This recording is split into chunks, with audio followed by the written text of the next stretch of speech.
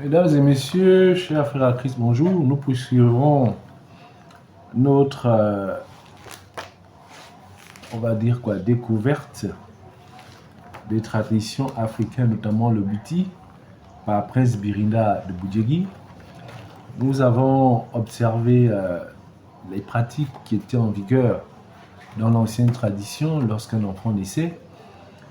Toutes les préparations, les bains sacrés, les ongans, et les fumigations et foulous qu'on faisait faire à l'enfant. Tout ceci pour ouvrir pleinement, on va dire quoi, sa conscience au monde physique et au monde spirituel et le mettre en relation avec les entités. Généralement, ce sont les entités des eaux, le Mbumba Yanou, d'accord? Pour les hommes, c'est les entités féminines, pour les femmes, les entités masculines, qui, ma foi, ressemblent, des êtres translucides qui ressemblent à, oui, aux entités des eaux du type Mbumba. Mais ils ne sont pas tout le temps translucides, hein, ce sont des esprits. Un esprit n'a ni forme, hein, n'a pas une forme, on va dire, arrêtée. L'esprit peut prendre plusieurs formes, ça vous le savez même dans le christianisme. Donc du coup, le Bumba peut paraître, pour certains ça peut être, pour les femmes, je vois là, j'ai vu une femme avec son Bumba, un homme blanc, un peu crasseux, un peu clochard, c'est pourquoi un homme blanc, clochard. Et quand je fréquentais cette jeune fille, un jour je dormis chez elle, pas pour faire des relations sexuelles, hein. On était sortis, on était en boîte et puis bon, en rentrant, on est rentré chez elle et non chez moi. Et puis en dormant, j'entends une voix qui me dit elle m'appartient. C'était son Bumba qui disait qu'elle appartient. Oh, mais comme moi je suis un chrétien téméraire, hein, j'ai dit bon, on va voir si elle t'appartient. Parce que vous là, vous pensez que vous êtes des entités spirituelles, certes, mais vous devez être appartir en quoi? C'est ta possession, qui te l'a donné. Hein? Vous voyez que ce que je n'aime pas dans ce genre d'esprit, c'est que ils n'ont pas le respect. Dieu, quand il nous a créés, Dieu nous a créés libres. Vous comprenez? Dieu nous a créés libres, donc nous ne sommes la propriété de personne. Qu'on se comprenne bien. En tant qu'humains, nous ne sommes la propriété de personne. Donc qu'une entité humaine ou non humaine veuille se comporter comme si vous étiez sa propriété, ce n'est pas normal. Pas du tout. Alors là, pas du tout. C'est que cette entité-là n'est pas d'essence divine. Elle n'est pas du tout d'essence divine. Donc faites attention aux entités avec lesquelles on vous met en relation. Si une entité, quel que soit le rite dans lequel vous appartenez, se comporte comme si elle veut faire de vous sa propriété, c'est que cette entité-là n'est pas de Dieu. Cette entité n'est pas du tout de Dieu. Qu'on se comprenne bien. Alors, on continue avec le livre La Bible secrète des Noirs, d'après Prince Birinda. Et alors, à la page 27, il écrit « La doctrine secrète de l'Afrique équatoriale revêt deux aspects, selon qu'elle est destinée aux hommes ou aux femmes. Pour ceux-ci, elle est appelée Bwiti, pour les hommes, c'est le Bwiti. Pour celle-là, c'est le Niembe, pour les femmes.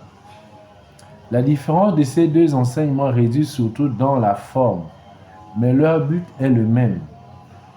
La dévotion à l'être suprême par l'intermédiaire de l'Inzuna Mwatubenga, la déesse blanche.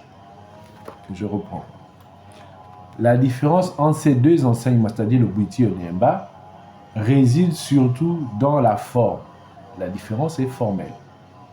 Mais leur but est le même. Le but des deux rites-là, Bwiti et Niemba, ils ont le même but. C'est-à-dire la dévotion à l'être suprême, c'est-à-dire à l'être suprême, à Dieu, par l'intermédiaire de l'Inzuna Mwatubenga, la déesse blanche. Ok? Vous avez ici, je vais vous présenter une image de Dinzuna, puisque Prince Biringa nous l'a gratifié. Vous allez regarder. Dinzuna, Mwatubenga, vous voyez, elle détient dans une main le soleil, dans l'autre la lune, et elle est couronnée d'étoiles. D'accord? Certains l'ont confondue à la Vierge Marie, décrite dans l'Apocalypse de Saint Jean. Il faut dire que c'est pas, Dinzuna n'a pas à être confondue à la Vierge Marie. Ce n'est pas la même image, que ce soit au sens symbolique ou au sens spirituel. Parce que dans le cas de la Vierge Marie, elle est couronnée certes de 12 étoiles, couronnée de 12 étoiles. Elle est revêtue du soleil, c'est-à-dire qu'elle est toute lumineuse, revêtue du soleil, et elle a la lune sous ses pieds. La lune sous ses pieds pour la Vierge Marie symbolise la domination des forces du mal. Ok? Or, pour le cas de Dinzuna ici, vous regardez, elle a la lune dans une main et le soleil dans l'autre. D'accord? Cela veut dire quoi au sens symbolique? Ça veut dire qu'elle joue avec, elle joue avec deux forces. Elle est ambivalente. Enfin, en langage simple, on voit là ici l'ambivalence des forces. Les forces du bien et les forces du mal. D'accord? Donc, ne confondez plus la Vierge Marie avec Dinzuna. Ce n'est pas la même entité. J'ai même vu dans certaines églises, je ne veux pas nommer les églises là ici, l'église catholique, mais il y a aussi d'autres églises, il n'y a pas que l'église catholique, il y a même les églises de réveil. Mais nous, comme nous aimons les icônes, j'ai vu cette icône d'Inzuna dans une église. Cette icône-là n'a rien à voir, n'a rien à faire dans l'église parce que on ne sait pas ce que sa présence-là peut faire, comment ça interfère avec les fidèles qui prient dans cette église. Hein? D'accord? Est-ce que c'est un réceptacle d'énergie, etc. Tout est possible. Donc ne confondez pas, s'il vous plaît, de grâce, ne confondez pas la Vierge Marie, la Sainte Mère de Dieu, ok, avec cette entité qu'est Dinzuna, s'il vous plaît.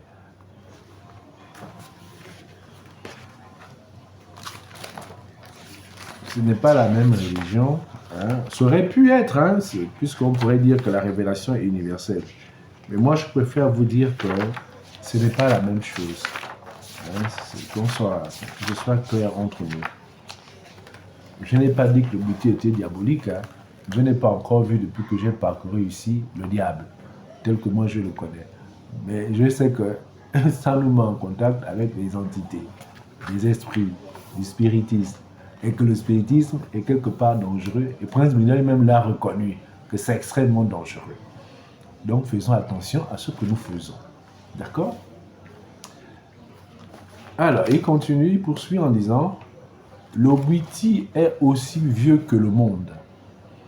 En lui se trouve résumée et conservée toute la science sacrée, capable de révéler tous les mystères de l'existence et de la non-existence. Il nous vient directement des dieux, c'est-à-dire des premiers êtres, ayant pris conscience de l'existence. » Prince Biringa à la page, la Bible secrète de Noir, page 28. On poursuit. L'Obuiti est une science, pratiquée secrètement dans les temples antiques. Sa connaissance permet aux mortels de devenir des demi-dieux, aux demi-dieux de devenir des dieux immortels, selon le grade de l'initiation. Elle fut pratiquée aussi bien en Éthiopie que dans les temples de Thèbes, de Memphis, d'Alexandrie et de Delphes. Vous avez bien compris que le but du bouti, quand vous faites devenir des demi-dieux de devenir des immortels, chacun selon son grade. D'accord? Voilà le but. C'est très bien. Hein? C'est très bien. Mais je vous rappelle simplement également que le christianisme que vous voyez là, quand vous le pratiquez correctement, sans artifice, vous devenez également des dieux, des immortels. Le christianisme, quand vous le pratiquez sincèrement, sans artifice. Les artifices, c'est tout ce que nous mettons autour. Mais quand vous le pratiquez sincèrement, sans artifice, vous devenez également un Dieu, un demi-dieu, un immortel. Le Witi comporte 4 stades successifs et progressifs d'initiation. L'admission, théorie, exercice et pratique, ainsi que 3 grades principaux. Bandi, néophyte, Nima, initié, Nima Nakombo, adepte. Il n'est en somme qu'une ramification prolongée dans le temps de ce que nous pourrions appeler, ce que je ne veux pas nommer ici, là, le parallélisme, là. Mais puisque c'est écrit, je veux le dire. C'est pas moi qui dis ça, c'est Prince Birinda. Il n'est, parlant du Witi, il n'est en somme qu'une ramification prolongée dans le temps de ce que nous pourrions appeler la maçonnerie de l'Égypte antique. La maçonnerie de l'Égypte antique. C'est ce que Prince Birinda a dit à la page 28. On continue. Le néophyte est soumis à des épreuves destinées à lui permettre de voir, de sentir et connaître par les vertus d'une plante sacrée appelée Diboga, qui lui est administrée par les grands initiés, dont l'Ibora permet de voir, de sentir et de connaître. Pas sur le plan physique, hein, au-delà du plan physique. Au-delà du plan physique. Le néophyte tombe alors en complète léthargie et les maîtres dégagent successivement de lui les 9 corps dont l'homme est composé et qui correspondent respectivement aux 9 sphères de l'univers. Et chaque corps s'imprègne ainsi de la vision et de la connaissance de la sphère qui lui correspond. Au réveil, et s'il est pleinement réussi, le néophyte est devenu bandit. En effet, selon le Witi, il y a parmi les hommes des individus dont le corps physique est encore à peu près le seul à avoir atteint un certain développement. D'autres ne contiennent que quelques-uns des 9 corps constituant l'homme complètement évolué. Seuls ces derniers sont capables de voir la déesse d'Inzuna, car elle n'est visible qu'à partir du 7e corps. Rares sont les adeptes qui sont capables de dégager le 8e et le 9e corps. Ce sont alors de grands maîtres. Bon, ce qu'il faut retenir, c'est que bon, nous avons des corps. Tout comme dans le christianisme, pour l'instant, sauf si les mystiques de l'Église nous le révèlent, pour l'instant, il n'y a que 3 corps identifiés dans le christianisme. Le corps physique, l'âme et l'esprit. Ici, vous avez, d'après le Witi, 9 corps. Vous devez également retenir que d'après le Witi, quand ils dégagent, lors de l'initiation, quand ils arrivent par des produits, une forme d'alchimie, à dégager les corps là, tout le monde n'arrive pas, comment dirais-je, c'est pas identique pour tout le monde. Ok? Ce qui fait en sorte que tout le monde n'a pas le même degré d'initiation, si on peut parler comme ça. Il y a des gens qui ils s'initient, mais ils vont pas, en tout cas, voir complètement Witi, on va dire ça comme ça. Il ne va pas voir tout ce que tous les initiés voient, tout ce que les grands initiés voient. Donc chacun voit en fonction de son niveau, son évolution spirituelle. Nous n'avons pas le même niveau d'évolution spirituelle. Chacun voit selon son niveau. D'accord? Chacun voit selon son niveau. Donc, il y en a qui ils s'initient. Et quand ils ont dégagé tous les corps là, ils se rendent compte que lui là, il est déjà un grand initié. C'est-à-dire qu'un type comme moi, a priori, Si je m'initie au Biti, je serai déjà à un autre niveau. D'accord? Si je peux m'améliorer, je serai déjà à un autre niveau. Peut-être au niveau très proche de Musumbi, mais pas loin de Musumbi. D'accord? Chacun a son niveau spirituel. C'est ce que dit le Biti. C'est important, c'est profond. Chacun a son niveau spirituel. Et c'est pourquoi vous verrez, bon, c'est vrai qu'aujourd'hui, tout ça, c'est un peu galvaudé en ce sens que les gens s'initient et puis quelques mois plus tard, ils deviennent ganga, ils deviennent maîtres. Non, c'est pas comme ça. Il fallait que, avant de devenir ganga maître, il fallait qu'ils subissent tous les enseignements pendant des années avant de devenir ganga. Même si le jeu d'initiation, parce que ce que le Prince Bina ne dit pas, et ce que je sais de ma culture, quand on vous initie, après l'initiation, pendant l'initiation, quand ils ont dégagé les corps là, ça va révéler vos aptitudes naturelles et aptitudes spirituelles. D'accord? Et même pendant l'initiation, vous pouvez savoir quel est votre mission sur Terre, pourquoi Dieu vous a envoyé sur Terre. D'accord? Si c'est pour être un grand médecin, normalement, vous devez être capable de le faire. Si c'est pour devenir un grand banquier, un grand financier, normalement, vous devez être capable d'avoir accès à cette information-là pendant l'initiation. D'accord? De telle sorte qu'on pourrait tirer profit de ces savoirs-là, ces savoirs traditionnels pour, déjà quand un enfant s'initie, savoir fondamentalement dans quel domaine il devra exercer son talent. Ok? C'est en cela que l'on peut valoriser nos traditions. Même si spirituellement je ne suis pas d'accord, mais j'ai quand même le devoir de dire le profit qu'on peut en tirer sur le plan scientifique, social, etc. Okay?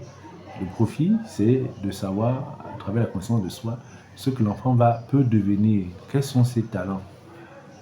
Ils vont vous dire, par exemple, que pour un ganga, ils font des tests, comme même en Asie, j'ai vu chez les bouddhistes, ils font également des tests pour savoir quelle est l'âme qui s'est incarnée ou bien quels sont les talents cachés de l'âme. C'est-à-dire que, par exemple, est-ce qu'il est capable de lire pour les bouddhistes et lire la peau de civette. Donc, il y a une série de tests comme ça. Là, s'il se rend compte qu'il arrive à lire correctement la peau de civette, on va dire, ah, celui-là, c'est un ganga.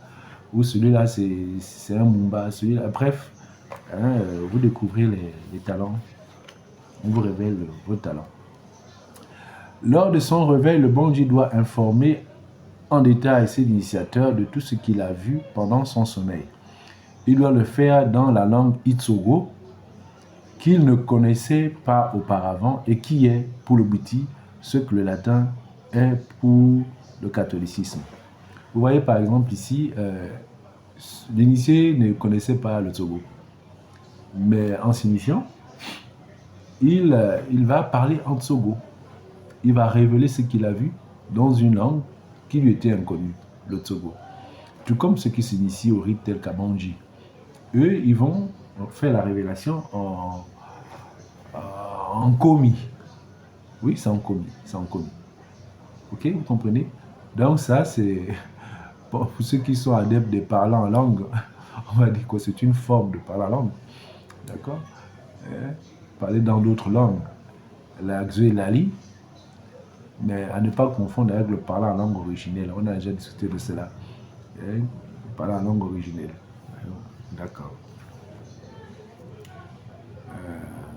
Selon ce qu'il pourra décrire et qui doit correspondre exactement à ce que tous les autres membres du Biti avaient vu avant lui, ces maîtres détermineront le nombre de corps qu'il fut capable de dégager.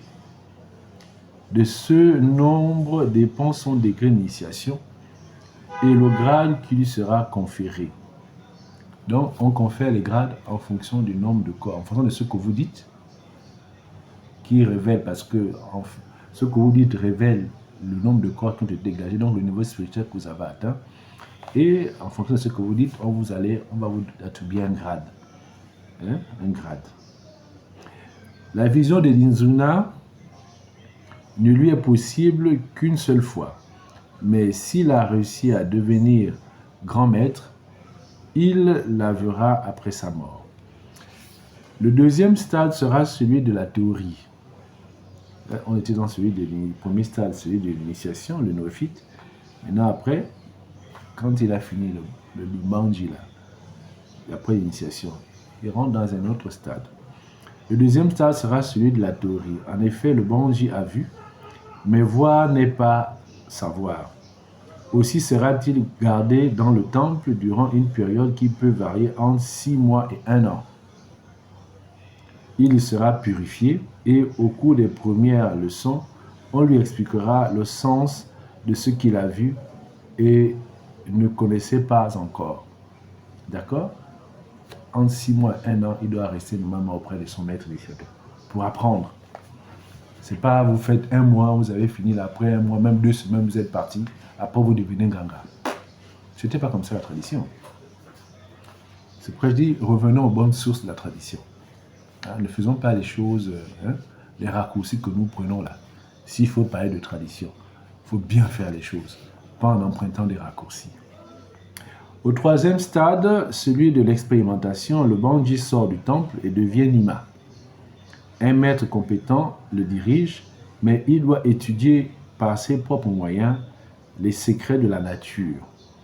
Il en assume tous les risques et en paie les frais de sa personne et de sa poche en vertu du principe initiatique qui fut mis en chanson Nakakeba Mongo na Sumbaka.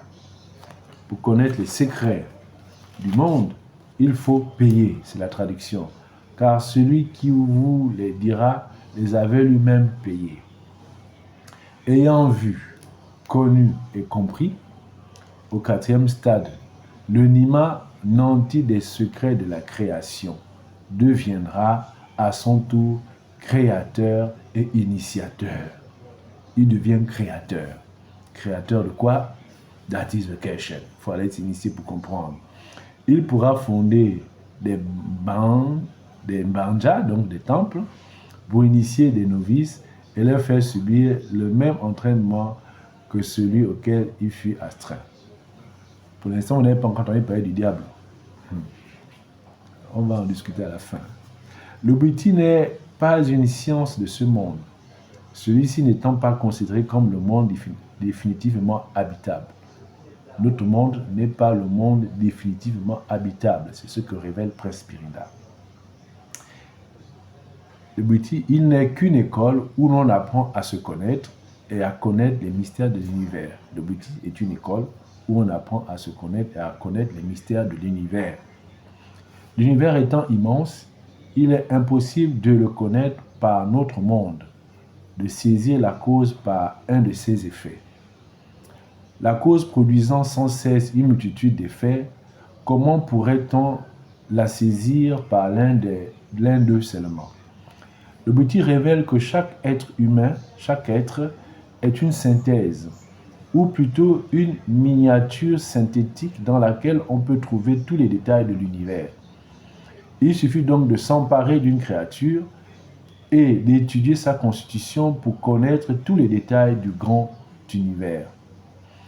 Mais pourquoi irions-nous chercher ailleurs ce que nous avons en nous-mêmes? Chacun de nous n'est-il pas une créature, une œuvre du Créateur, un microcosme, un univers en miniature? Aussi, le Bhuti ordonne-t-il la connaissance parfaite de soi-même. Le Bhuti ordonne la connaissance parfaite de soi-même, mais comme il n'ignore pas la difficulté que chacun peut éprouver, analyse profonde de soi, il apporte une méthode. Le Bhuti apporte une méthode et des principes capables de conférer cette connaissance de telle sorte qu'il ne reste plus qu'à l'agrandir dans les proportions dont chacun est personnellement capable. Le Bhuti compare l'homme, comme toutes les autres créatures, à un arbre. L'oranger, par exemple. Il dit que l'infiniment petit est l'expression de l'infiniment grand. En effet, si nous prenons l'exemple de l'oranger, nous verrons d'abord que la sève est l'origine, la cause première de l'oranger. L'arbre lui-même n'est que la somme des propriétés de la sève. Chaque partie de l'arbre, n'étant qu'une manifestation de la sève, ne peut être autre chose que cette sève elle-même. Examinons tous les aspects de l'arbre: racines, tronc, écorce, fruits, graines. Prenons tout de suite deux aspects qui sont d'une importance immédiate pour notre exposé: les fruits et les graines. Chaque fruit contient plusieurs graines. Et combien y a-t-il de fruits sur l'oranger? Prenons seulement une graine et comparons cette sémence minuscule à l'arbre tout entier, dans tous ses aspects. Nous verrons que la graine contient en puissance tous les aspects, toutes les parties de l'arbre. Elle est l'infiniment petit, l'oranger est l'infiniment grand. De même que la graine peut reproduire l'oranger, car elle contient en puissance tout l'oranger, en potentiel d'être, chaque entité de l'univers peut reproduire tout l'univers. C'est ainsi que le Bhiti nous fait voir et nous enseigne que si la graine est une miniature potentielle de l'arbre et qu'en elle sont réunies toutes les potentialités de celle-ci, le processus évolutif que devra suivre cette graine pour parvenir à l'état d'arbre est exactement celui que devra suivre n'importe quel être pour devenir grand, pour passer de l'état de contenu à l'état de contenant. Là, c'est fort. Bien, je pense que nous sommes arrivés au terme du deuxième exposé sur le livre de Prince Birinda. D'accord? Et nous allons nous arrêter là pour l'instant. Je vous remercie, chers frères en Christ, chers amoureux de la culture. Je fais cet exercice parce que, vous savez, chez nous les d'ici, on a l'habitude de dire qu'avant d'embrasser la tradition des autres, il faut d'abord connaître la sienne. On ne doit pas oublier nos racines, d'où nous venons, c'est important. Et c'est d'autant plus important même si moi qui ai embrassé le christianisme, pour que je puisse bien faire même mon travail, ma vie de chrétien, il faut que je connaisse ce que mes ancêtres ont fait avant. Donc cet exercice-là n'est pas anodin, n'est pas inutile, c'est très important. Donc je vous remercie, à très bientôt.